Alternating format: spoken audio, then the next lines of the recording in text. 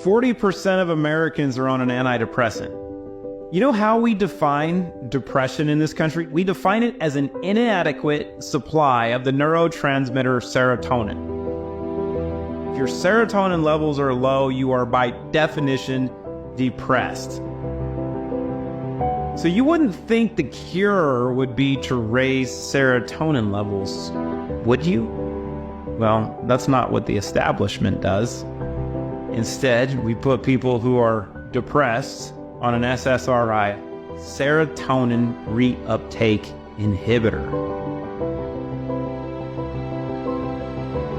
This means we take the little serotonin you have and ration it out. By definition, this approach never truly ends depression because it never actually raises serotonin levels. This is why many patients remain on antidepressants for 18 years or more and still struggle with depression. 90% of the serotonin in your body is made in your gut. There's a factory right there in your gut. You can significantly improve your serotonin levels in 14 minutes. You may no longer feel depressed because your issue wasn't depression itself, but a lack of naturally produced serotonin.